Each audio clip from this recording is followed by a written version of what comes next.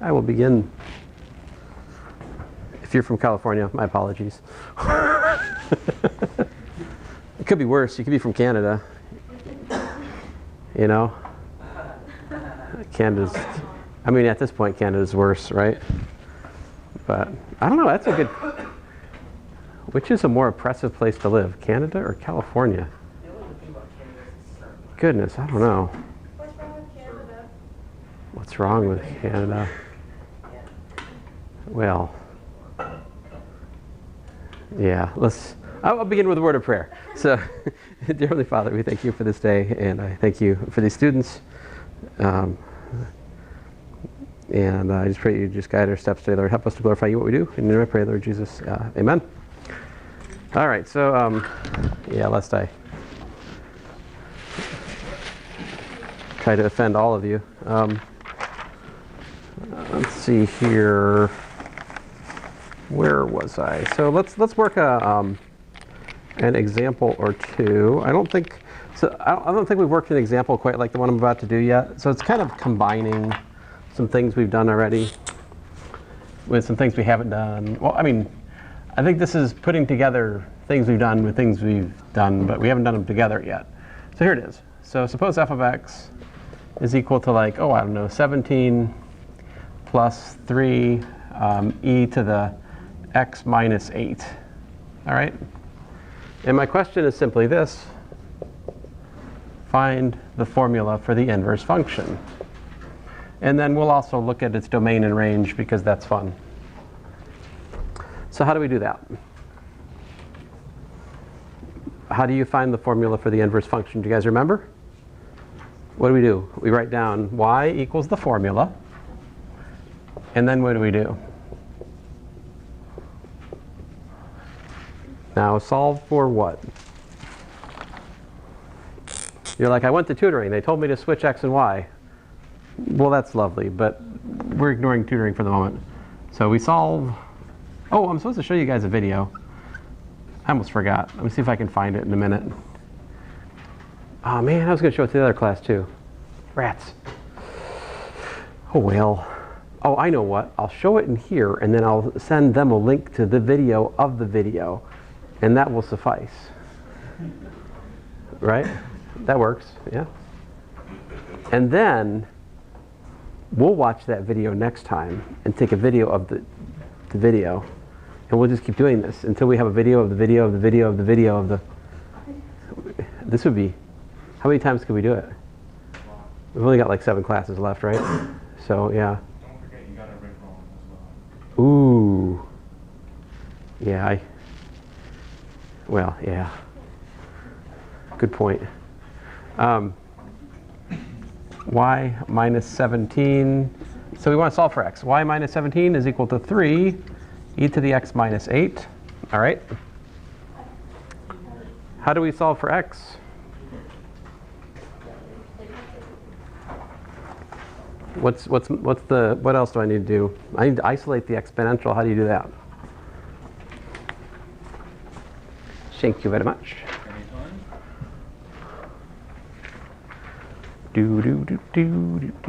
How about we divide by 3? Yeah. So y minus 17 over 3 is equal to e to the x minus 8. Then what do? How do I get rid of the exponential? I take the natural log of both sides, okay? So I say natural log of y minus 17 over 3 is equal to the natural log of e to the x minus 8. But remember, natural log and exponential are inverse functions, so the natural log of e to the x minus 8 is simply x minus 8. And finally, we can solve for x. 8 plus the natural log of y minus 17 over 3. And there you go. That's the formula for the inverse. I'll make it official. You write the formula here. So f inverse of y is equal to 8 plus the natural log of y minus 17 divided by 3. There you go. There's your formula. So now my question for you guys is, first of all, any questions? Do you guys understand the procedure? To find the formula for the inverse function, we write y equals the formula, and we solve for x. How do you solve for x? Well, that depends on the formula, right? But we use the different techniques and ideas that we've learned in here. Be they just algebra steps or taking the exponential or taking the log.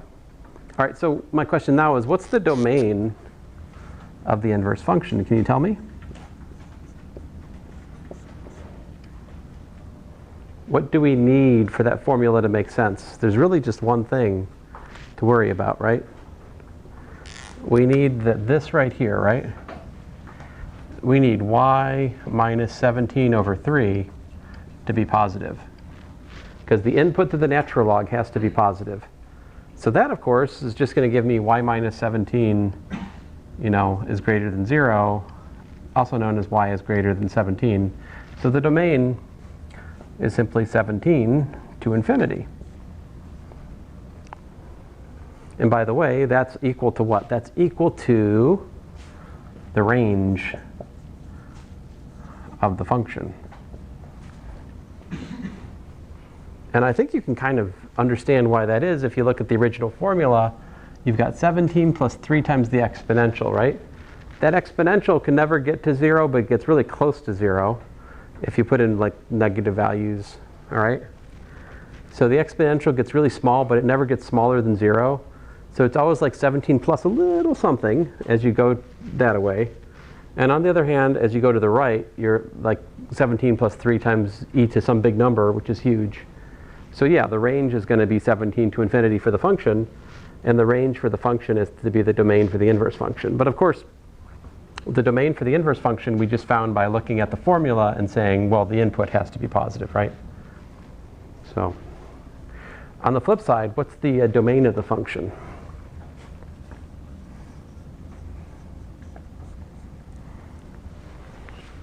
For what x does this formula make sense?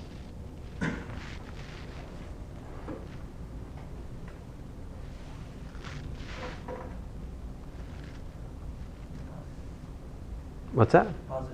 Positive 8. Positive 8? Just guessing. Just guessing. I guess a different way to ask this question, is there any number we can put into an exponential and get into trouble? Like, think about it. Exponential is defined for really large negative numbers. Like for really negative numbers, for 0, it's defined for super large positive numbers. Exponentials can take any input. They're fine. There's no limitation on the domain for an exponential. And so if you shift an exponential by 8, and if you add 17 to it, that doesn't change that. The domain for the function is just minus infinity to infinity. And that, as it happens, also the range for the inverse function.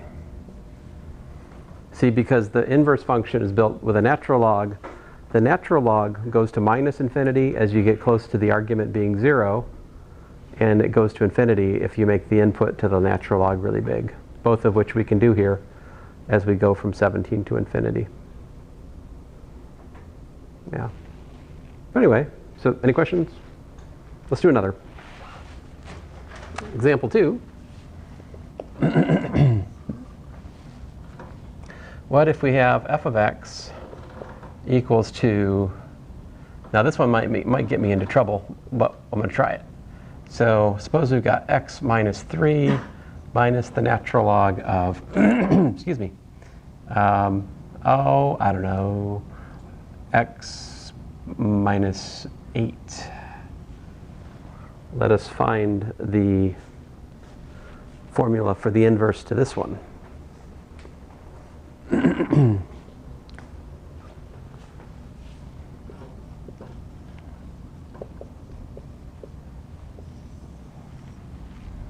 All right. So how do we start? We do what? We are at y equals to the natural log of x minus 3 minus the natural log of x minus 8.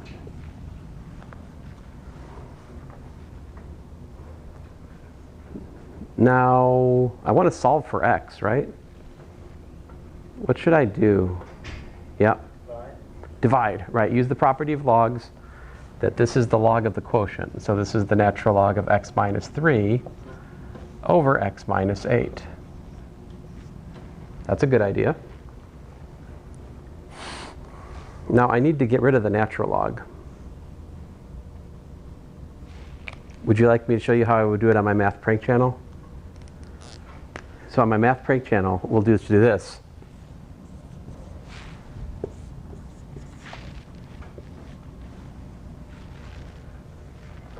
Now this is utter nonsense, right? So don't do this. You can't do that, right? Why can't you do that? Because ln they're not just variables we're multiplying. It's a function, right? It's a function of that. So the question is how to undo the natural log. The answer is not by this nonsense, right? So don't do that. I haven't monetized the channel yet. There's no point in it.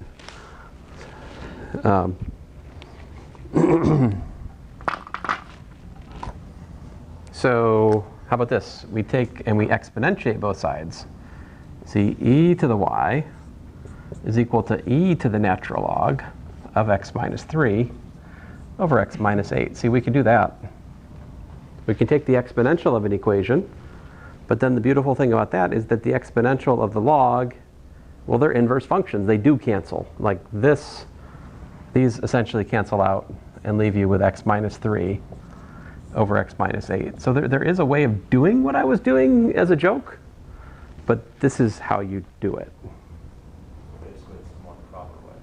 Yeah, it's the way which is not just total nonsense, yeah. And now I still need to solve for x. How should I do it?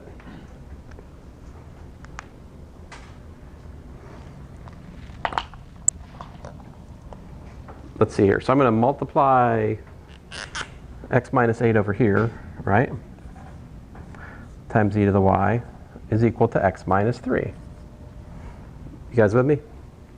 So multiply the denominator to the other side. And let's see here. Put all your x's on one side, right? Gather all your x's together. Like a greatest hits of Taylor Swift album, something like that. Let's see here. 8e to the y minus 3. They said, why you got against, last section was like, why you got against Taylor Swift? What you got against Taylor Swift? They said me. So Swifties. There must be Swifties in my other section. I'm not sure. They say they're not Swifties, but I feel like there might be Swifties. Are there any Swifties here? Ah! I have a question about it. I'm not Okay, phew. Whew. What is defined as a Swiftie? Like in all of her songs or like a couple? I'm not sure. If you have to ask, you're probably one. I only like 2 or 3 of the songs. Only like 2 or 3. I think that might be enough. I don't know. It's enough? I Oh. just hope that I rarely listen to them. Here's the actual answer. She's a demon. she's a demon? Yep, correct. She's a Satanist. Boom. That solves it all. She is a Satanist. Well, I suppose technically anybody who is not, a born again Christian is that. That's true. Truth be told. But she's openly a Satanist. But she's openly Satanist? Yes. She She dressed up as Satan in one of her songs. That's all. dressed up as Satan. Well, that would be some people's children on Halloween, which is... Well, but it's not a music video. Millions to see, influencing the minds of many young people. So you think influencing people to honor Satan is a bad thing? Yes, that's all. I think I can get behind that.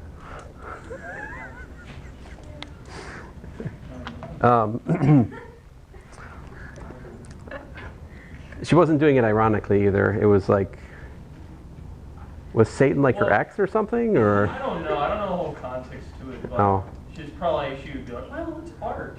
You know? Ah, the art. Yes. Yes.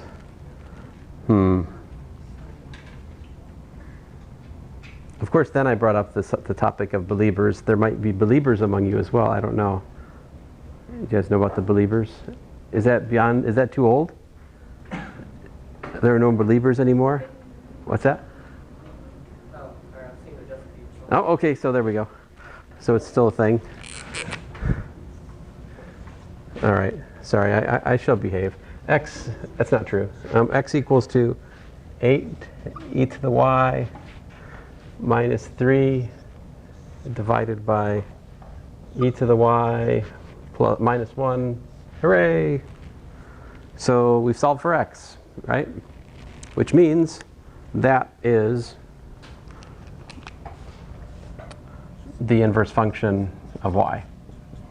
8 e to the y minus 3 divided by e to the y minus 1. Hooray! Now this one's a little trickier. If I start asking questions about domain and range, but maybe it's kind of fun to ask. What's the domain? Any questions? What would the domain be of this inverse function, incidentally?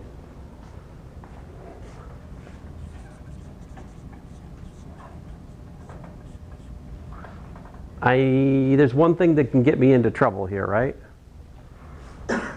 E to the y minus 1 equals to 0. That would be bad. How can that happen? Yeah, e to the y equals to 1. So that gives you y is equal to the natural log of 1, also known as 0. So yeah, if y equals to 0, we're in trouble. So basically, we just need to delete 0 from our playlist. There you go. We've deleted the 0. What's the range of this thing? What's the range of f inverse? Well, I think I'd rather think about the domain of f, right? I mean, I guess I could think about the range of this and figure it out, probably. But what do you guys see how what do you need for the formula for f to make sense? You need two things, right? We need x to be greater than 3, and we need x to be greater than 8, right? I need both of those for the inputs to the logarithms to be positive. So which one is completely non-negotiable? We have to have the x greater than 8, right? If I have x greater than 3 but less than 8, half of my formula is nonsense. So we must have x greater than 8 here. So the domain of f is like 8 to infinity. Ever notice how 8 looks like infinity? Anyway. It's a sideways infinity. It's a sideways infinity, yeah. No, I said that.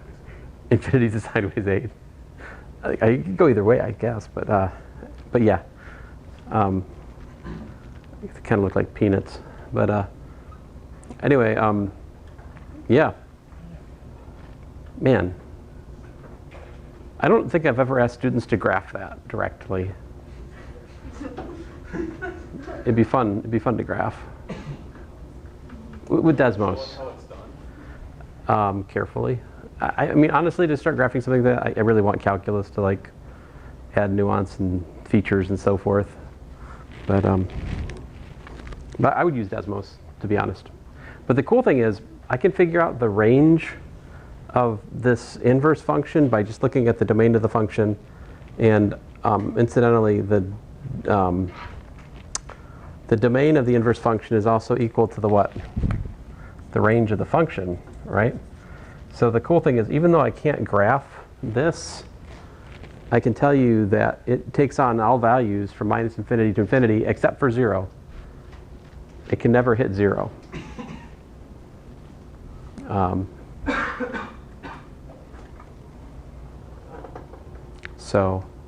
And the reason for that is because this function right here,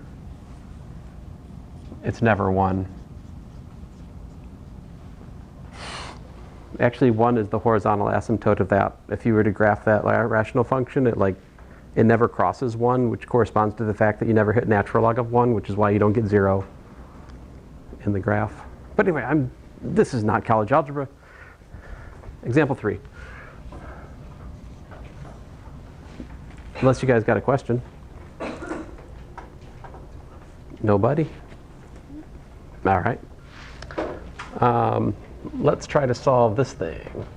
Let's try to solve the log of 3x squared minus 8 equals to 6. Now, if I write log, not natural, not ln, but log, what does this mean? By convention, that's the common log in this course. That's log base 10, right? So how do I solve an equation like this?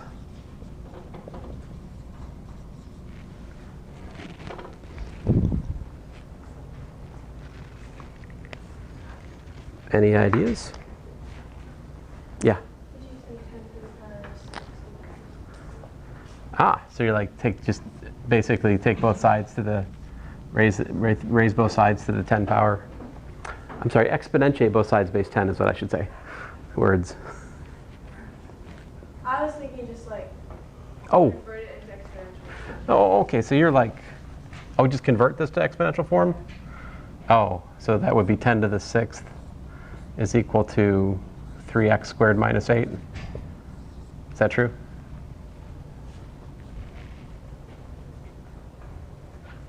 That is true.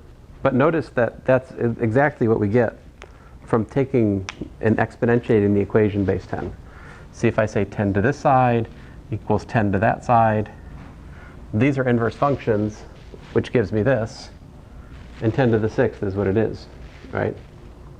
It's like a million. I mean, it is a million. So what we got? We've got 3x squared is equal to, oh, wait a minute, minus 8. Oh, no, plus 8. I moved it to the other side. Woo! And then, yeah, so x squared is equal to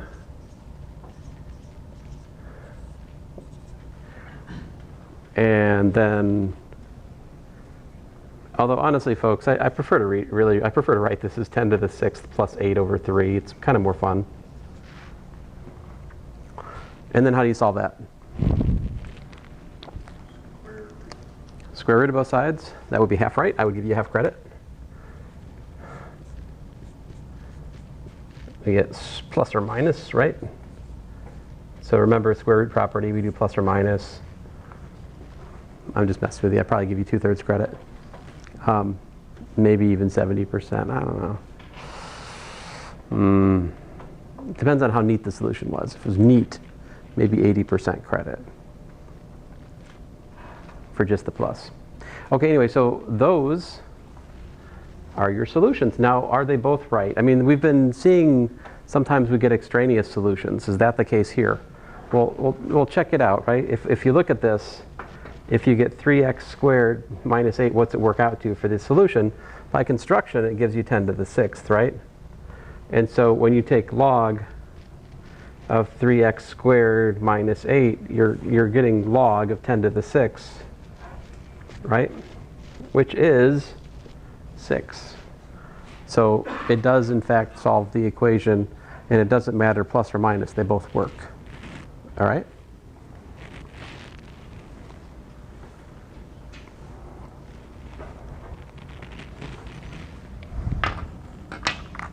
Let us look at yet another problem.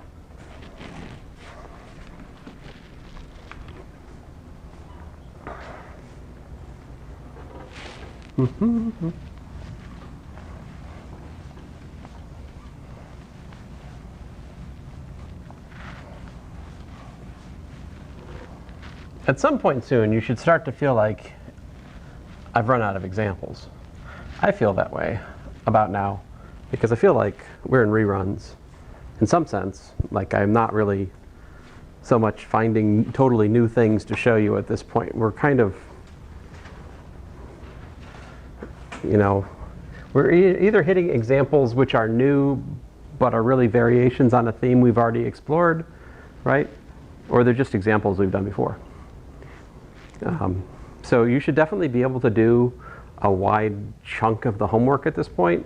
And I would point out that Mission 3, past a certain point, is actually a review for the final exam. So I actually have problems that go back to like the initial part of the course. So there's like some built-in review in Mission 3 to try to help you guys. And So you definitely want to get at least to that point sometime soon, you know, for best results. Don't put it off. Yeah. Besides, you've got nothing to do in your other courses, so you've definitely got time.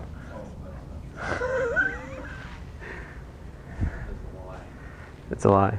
Yeah, I mean, hey, I didn't give you an essay, so make time for my homework. Yeah. All right, so an example, what was I thinking? Oh, yes. Something like 2 to the x plus 2 to the minus x equals to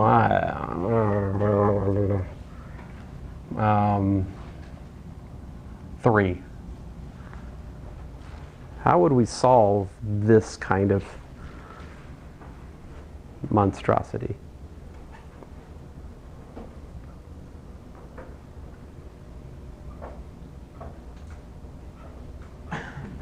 So what I do when I run up against one like this is I multiply it by 2 to the x. So I get 2 to the x squared plus 2 to the x times 2 to the minus x is equal to 3 times 2 to the x. Now notice that 2 to the x times 2 to the minus x is just what? What is 2 to the minus x? It's this, right? So when we have 2 to the x times 2 to the minus x, this is just 1.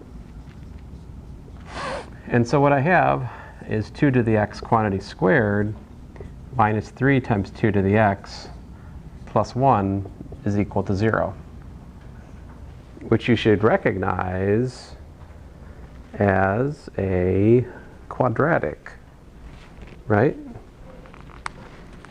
And we do what? We make a substitution here. We're going to do y equals 2 to the x. That's going to give us y squared minus 3y plus 1 equal to 0. What happened to the 3? Oh, there it is. Never mind me. It's still there. We're good. I want to make that 3 a 4. But I made it a 3. I will take my medicine. This does not factor nicely. So what do? I know you miss it because we haven't done it like maybe for a couple classes now, but we complete the square. Yes? Yes, we complete the square. So y minus 3 halves squared minus 9 over 4 plus 1 equal to 0, which is y minus 3 halves squared equals to 5 quarters, I believe, because minus 9 fourths plus 4 fourths is minus 5 fourths, but I move to the other side and I get plus 5 quarters. And then we do the square root,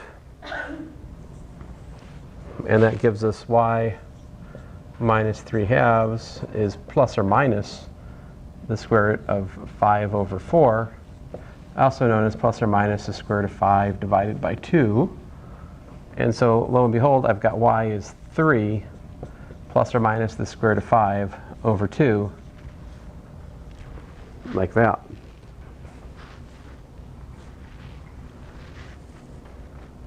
Now, are those solutions both positive? Are they negative? What's the situation here? Certainly the plus solution is positive, right? Because you've got 3 plus the square root of 5 over 2. That's definitely positive. But how about the minus? The subtraction solution here. What's that? Yeah? Is it negative? Well, that's a question. Is square root of 5, if you put a square root of 5 up against a 3, who wins? The square root of what? The square root of 4 is 2. The square root of 9 is 3. That is less than 3.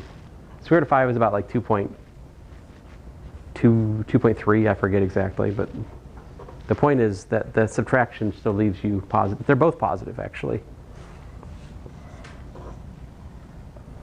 In both cases, it's positive.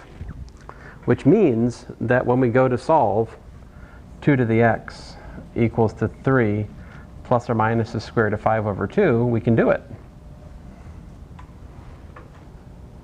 And how do you solve that equation?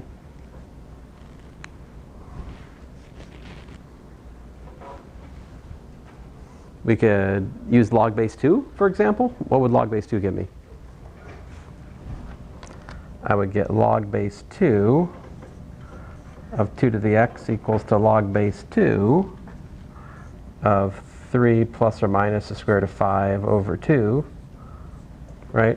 Which, by the way, would be log base 2 of 3 plus or minus the square root of 5 minus log base 2 of 2, which kind of makes me happy. And on the flip side, if you allow me this small manga style calculation, that's x. I'm sorry, manga style, my bad. And x equal to log base 2 of 3 plus or minus the square root of 5 minus 1. So there you go. There's one way to write the solution. What's another way you could have written the solution?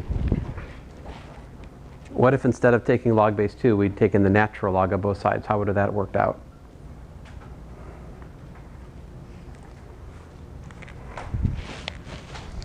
See, if I take the natural log of that equation, what happens?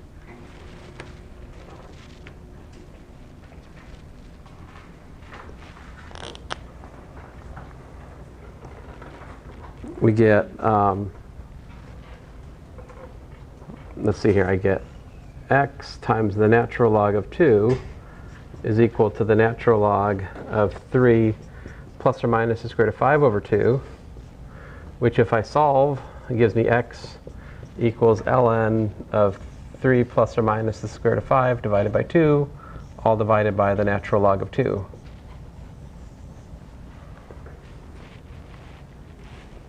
All right? Now those might look different, but they're actually the same solution. Do you guys remember the change of base formula?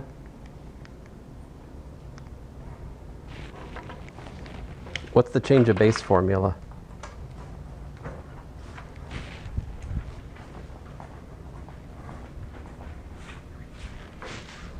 Nobody?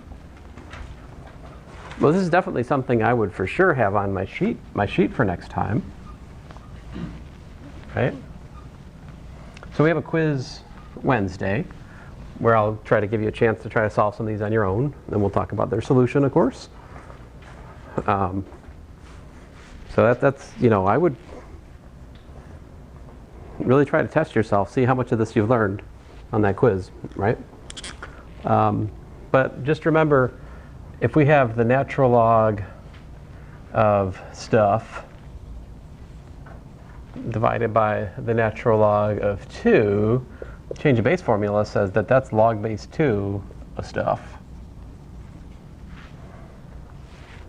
So this x is equal to log base 2 of 3 plus or minus the square root of 5 divided by 2, which, by the way, puts us right back to where we got to before. Right? These are the same answer, they just look different.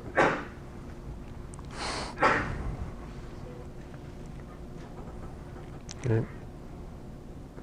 Let me talk to you guys about one of the problems in the mission, because I helped the other section with this, so I feel like to be fair to you guys, I should talk to you guys about it as well. So let's look at this problem in the mission.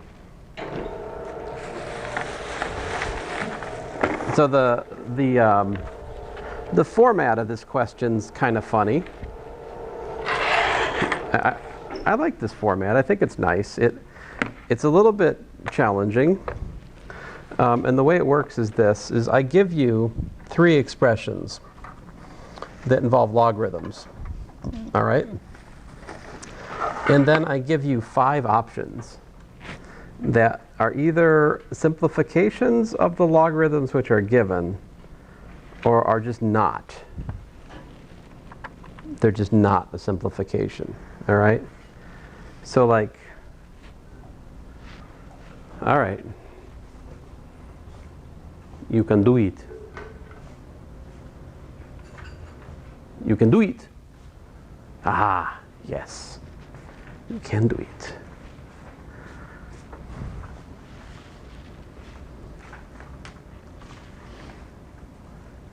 All right, so like, see what we're up against here? You got your A, you got your B, you got your C. And you're trying to match it up to 1, 2, 3, 4, 5. All right? So the way I would work this problem if I were you is I would simplify A, I would simplify B, and I would simplify C as best as I could. And then I would see if it matches up with anything here. All right? And then I would try maybe to change the base formula. See if that helps, right? So, yeah.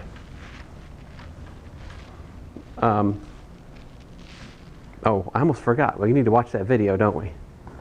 But we'll end class with that. There'll be a high note. Very high. So let's see here. We got, you guys help me out here. We've got log of x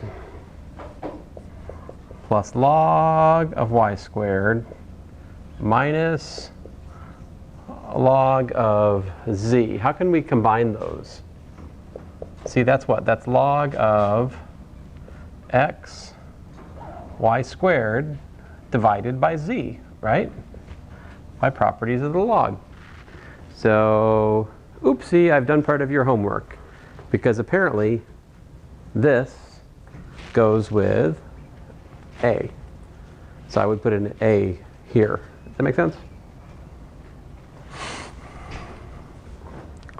All right, let's see here. How about that 3 plus log of x? How can I convert? Apparently, I need to convert it. Looking at my options here, I either need to convert it or expand it, right? So how do I change a 3 into a log? Well, I do this, right? This is really log of 10 to the 3, right? And what's that give us? Log of 10 to the 3 times x by the property of logarithm we proved last time. And then that is a log of 1,000 x. So apparently, oh, hey, that's one of the options, right? So apparently B belongs here. All right.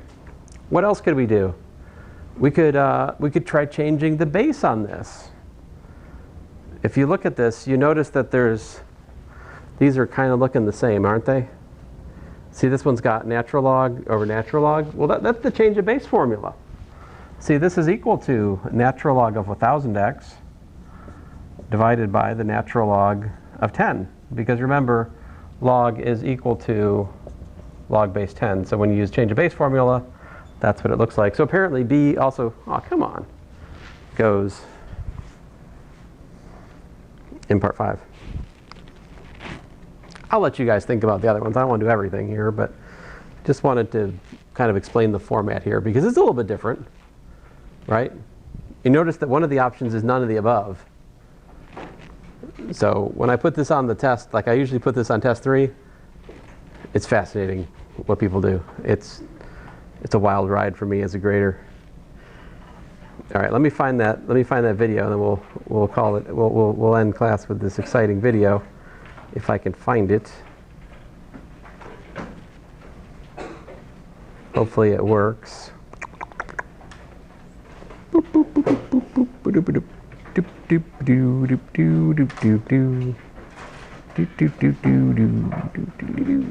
Where'd you go, video? Show yourself to me. Ah, here we go.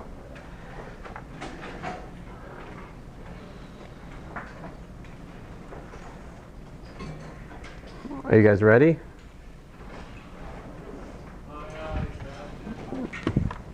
Okay. All right. Come back. All right, here we go.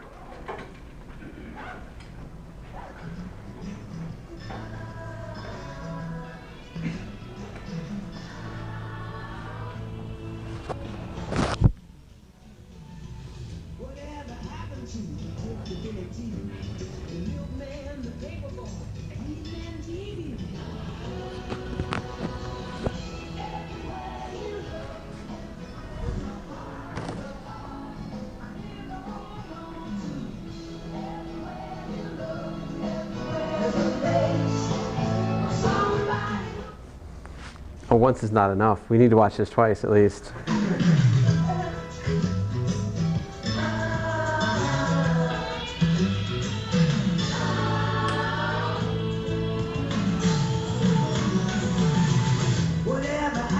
Do you guys care about this TV show, by the way?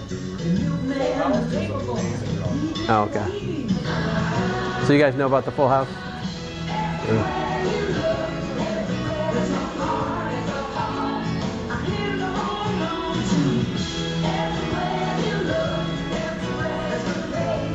There we go. You have now been shown the video. There is some tutoring available. I think they have more people than when we were having trouble getting appointments now. So, anyway. Is that extra credit still open if you go to tutoring? I haven't tallied it up yet, so I suppose so. I